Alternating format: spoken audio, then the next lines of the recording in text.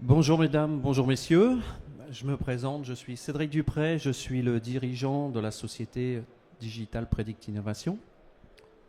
Et pour introduire le sujet qui va être le nôtre, c'est-à-dire comment aujourd'hui les nouveaux outils, c'est-à-dire les outils intelligents, transforment tous les métiers de la maintenance, et je dis bien tous les métiers de la maintenance, je vais vous passer un petit film introductif. Aujourd'hui, on vous emmène au contact d'un site industriel où l'amélioration continue n'est pas un concept, mais un moteur quotidien. Nous accueillons Jonathan pour nous partager son retour d'expérience concret sur la mise en place de la maintenance prédictive. Arrivé en 2021 chez Clarios comme ingénieur process, tu as rapidement pris les rênes de l'excellence opérationnelle avant de devenir, en 2024, responsable maintenance et amélioration continue. Avec une carrière qui a toujours baigné dans les environnements process et maintenance depuis 2004, tu nous livres aujourd'hui un retour terrain avec vos freins, vos choix, mais surtout vos résultats. Alors pourquoi passer à la maintenance prédictive? Comment faire adhérer les équipes? Et quels bénéfices réels sur le terrain? Ça, nous allons le parcourir ensemble. Je suis accompagnée de Baptiste, qui est responsable d'exploitation et qui s'occupe de ton site. Alors Baptiste, je te passe le micro. Hello Jonathan, est-ce que tu peux nous présenter l'activité de Clarios et ton rôle au sein de l'entreprise, s'il te plaît? Oui, donc Clarios est un fabricant de batteries automobiles. Et il faut savoir qu'une batterie sur trois dans le monde est fabriquée par l'usine Clarios. Donc moi, au sein de l'entreprise Clarios Argumine, je suis responsable maintenance et amélioration continue. Et donc mon rôle est de garantir la fiabilité et la disponibilité des équipements de production. Très clair. Pour améliorer ta maintenance et ta disponibilité des équipements, tu as choisi de t'orienter vers la maintenance prédictive. Est-ce que tu peux nous dire pourquoi? Oui, donc la maintenance prédictive nous permet de maintenir une production continue et d'améliorer la fiabilité de nos équipements. Et nous avons décidé de mettre en place un système de maintenance prédictive pour anticiper les pannes et donc réduire les coûts, mais également les temps d'arrêt. Cela nous a également permis d'optimiser, on va dire, toute la partie organisation qu'il y a autour et du coup travailler de manière réfléchie et en sécurité.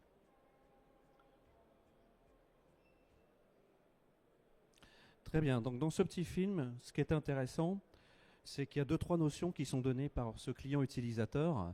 Vous connaissez tous, j'imagine, la maintenance prédictive, pour ne pas tomber en panne.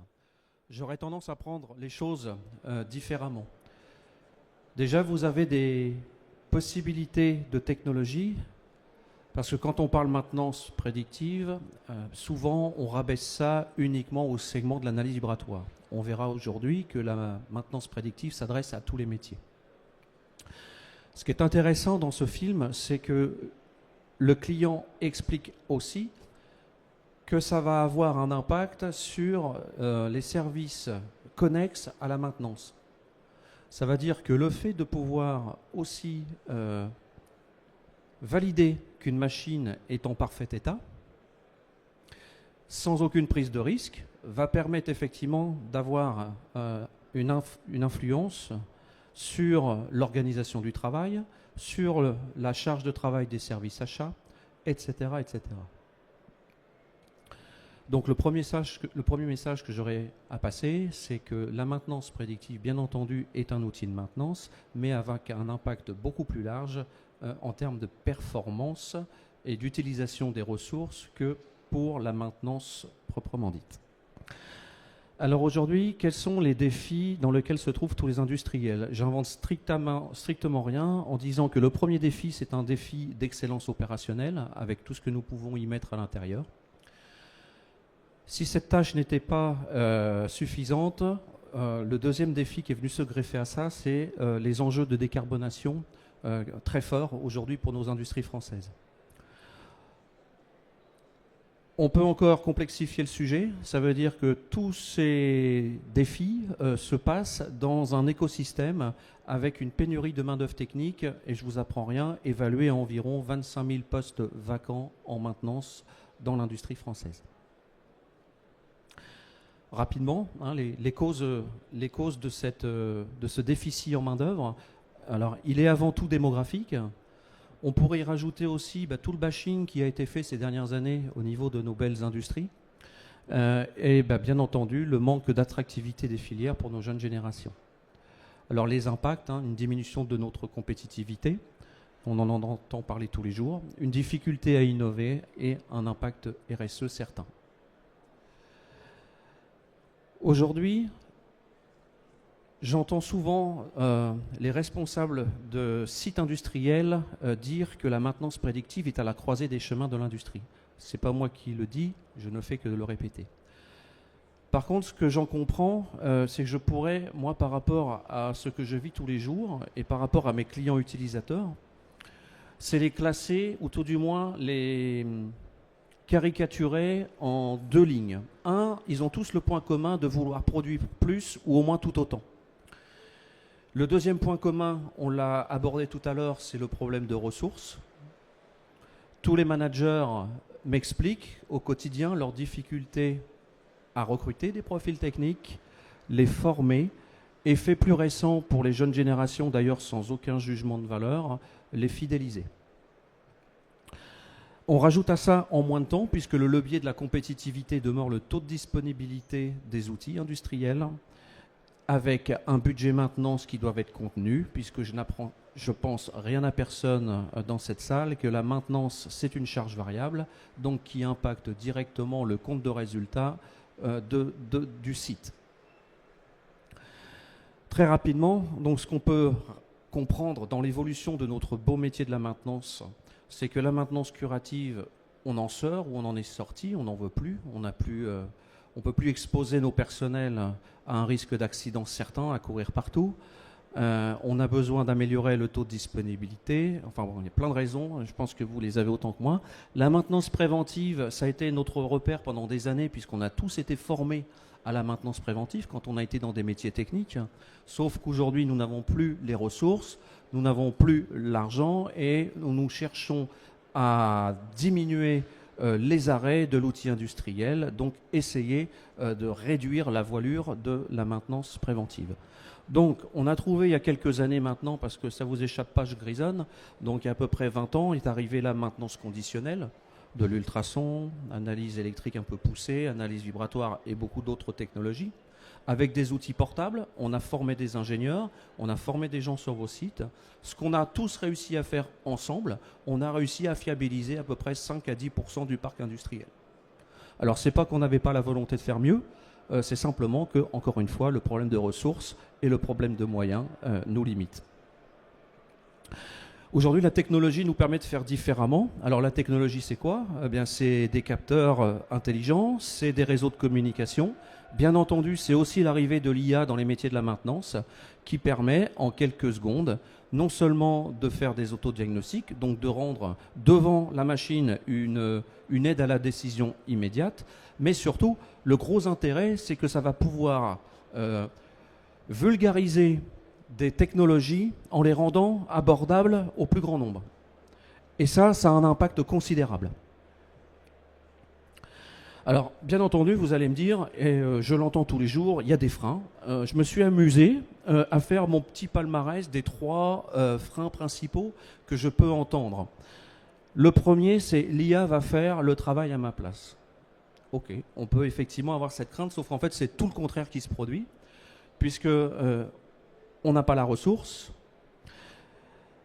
et que ce type d'outil va forcément favoriser la montée en compétences et l'impact du travail des techniciens sur le terrain. Donc, au contraire, nos métiers techniques sont davantage valorisés que l'IA voudrait les remplacer. Ce que j'entends également, c'est un truc d'ingénieur, on n'en est pas là. Comme si aujourd'hui, effectivement, il fallait avoir tous, et moi-même j'ai des ingénieurs dans mon entreprise, donc je respecte la qualité du travail qu'ils font, mais aujourd'hui, au travers des nouvelles technologies, ce qui est intéressant, c'est que tous les techniciens dans l'entreprise vont pouvoir utiliser ce type d'outils. Ça ne veut pas dire qu'on veut remplacer les ingénieurs, on en a besoin et on n'en a jamais eu autant besoin, sauf qu'on va pouvoir leur donner des missions dont effectivement ils aiment s'occuper plutôt que de les réduire à courir derrière des missions redondantes pour lesquelles quelque part ils sont un petit peu surformés ou qui ne leur donnent aucun plaisir.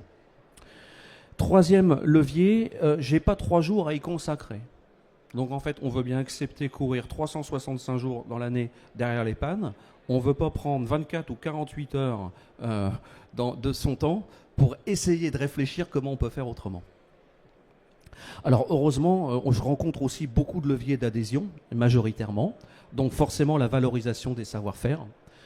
La simplicité de l'usage et de l'accompagnement. Pour moi, c'est très simple aujourd'hui de montrer, si vous venez sur mon stand, en quelques secondes, comment vous devenez un spécialiste.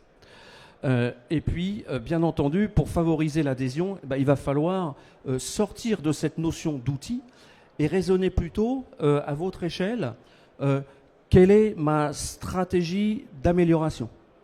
Et là, pour le coup, tout autant que nous sommes, tout industriel différent que vous êtes, on court tous derrière peut-être des lièvres différents à une vitesse différente. Certains, ça va être de réduire des stocks, d'autres, ça va être de compenser une pénurie de main-d'œuvre, comme on l'a expliqué, d'autres, ça va être d'augmenter les cadences. Bref, il y a autant d'objectifs qu'il y a d'hommes et d'organisations.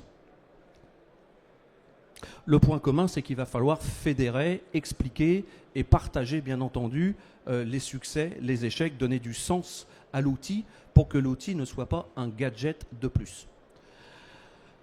Donc, plutôt que d'en parler pendant des heures, je vais vous donner quelques cas d'usage. Premier cas d'usage, là nous sommes dans une industrie de l'Est qui fabrique des produits biochimiques, c'est-à-dire des arômes, et qui tous les ans, au travers d'arrêts techniques annuels, utilisait un budget d'environ 100 000 € pour un parc de machines.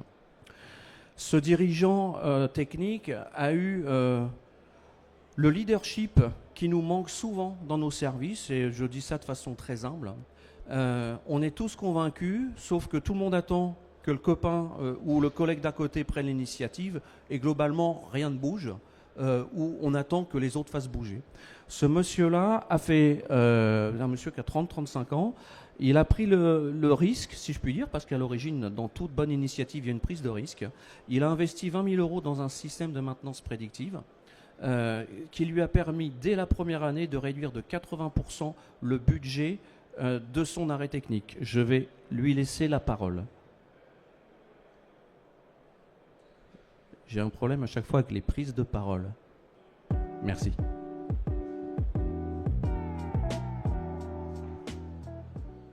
Bonjour, je m'appelle Charles Gaudion, le responsable maintenance du site de Givaudan Paumacle. Nous sommes leaders dans le monde du parfum et des goûts. Nous fonctionnons en 24/24 dans notre usine et nous avons qu'un arrêt technique de 2 semaines. Suite à cela, on a refait une revue de la totalité de nos équipements tournants à suivre, donc soit sur 300, et nous avons évalué ce que nous allons faire réviser ou non. Grâce au kit troubleshooting, nous avons ainsi fait que ce qui était nécessaire et nous avons réduit nos dépenses de 95 000 € à 15 000 €.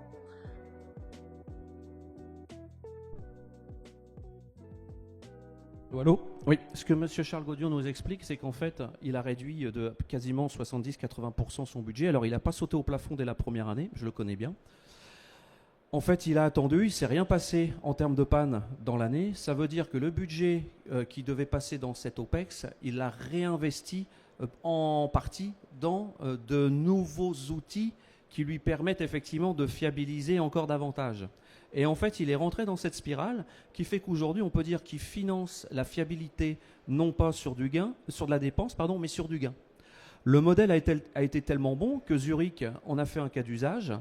L'a valorisé parce qu'il avait pris cette prise de risque et ce leadership. Il a quand même effectivement donné au groupe Givaudan une façon de monter en fiabilité sans avoir besoin de sortir des capex importants. Et donc toutes les usines aujourd'hui en Europe de ce groupe ont suivi ce modèle. On m'a passé à l'oreille, donc je n'oublie pas, pendant que c'était la petite pause du film, de scanner, si vous voulez avoir le détail de ce cas d'usage, vous pouvez scanner le QR code et vous aurez le détail de sa méthodologie. Je vous laisse quelques secondes pour passer au prochain slide.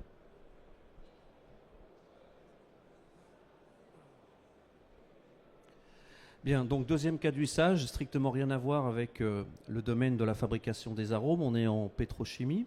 Et là, pour le coup, la problématique était une fuite sur une vanne de dérivation qui impactait la qualité, qui impactait la consommation énergétique et bien entendu qui accélérait l'usage et la dégradation de l'outil. Eh bien aujourd'hui, il existe des appareils très simples comme ça, qui sont des simples téléphones dans lesquels effectivement on a intégré de l'intelligence artificielle, et pour le coup avec un capteur ultrason, donc rien de révolutionnaire, sauf que la vraie révolution, c'est que n'importe quel salarié de l'entreprise peut prendre le système, se positionner sur une vanne et ainsi en quelques secondes obtenir la capacité de savoir si la vanne fuit ou pas, et le système ne s'arrête pas là, il va faire un calcul du volume de fuite immédiat.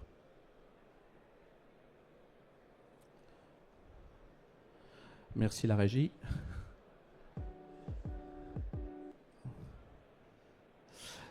Autre cas d'usage, industrie pharmaceutique, donc un parc de 40 CTA. Je crois que voilà, c'est l'entreprise Ipsen. Ça, c'est le site de Signe. Pareil, budget tous les ans qui était attribué au travers de 3 semaines d'arrêt, 450 heures de main-d'œuvre investie sur ce travail, pour un coût moyen d'environ 40 000 euros. Donc des opérations de maintenance récurrentes. Le client a investi d'ailleurs une somme très modique, 30 000 euros pour un parc de 40 CTA. Et il a restitué au congrès Paul Pharma, parce que je me fais que l'écho de ce que j'ai entendu, il a restitué les données suivantes. 0 panne entre 2 arrêts techniques. Ça veut dire que toute la production est fiabilisée quand on sait l'impact sanitaire et l'impact organisationnel que peut provoquer un dysfonctionnement dans ce type de fabrication et de salle aseptisée. Deuxième constat, il pourrait faire passer les opérations de maintenance sur 1 semaine d'arrêt au lieu de 3. Donc ça veut dire qu'on réaffecte le temps disponible des techniciens sur d'autres tâches. Ensuite, ce qui est intéressant de comprendre, c'est que sur ce parc de 40 CTA, eh bien pour le coup, le champ d'intervention s'est réduit à en moyenne, sur les 3 dernières années, à 5 CTA. Et ce qui est quand même assez sympa, c'est que non seulement ça a réduit à 5 CTA, mais les techniciens savent même, avant l'arrêt machine, exactement les travaux qu'ils vont avoir à faire, parce que les systèmes intelligents, notamment des petits capteurs comme ça, non seulement vont pouvoir mesurer, mais instinctivement donner le degré de fiabilité ou de dégradation et vont indiquer clairement quelles sont les actions de maintenance qu'il va falloir hiérarchiser. Ça veut dire qu'en termes d'organisation du travail, quand je vous disais tout à l'heure que ça impacte d'autres fonctionnalités que la maintenance, ben là on pourrait y mettre la sécurité par exemple.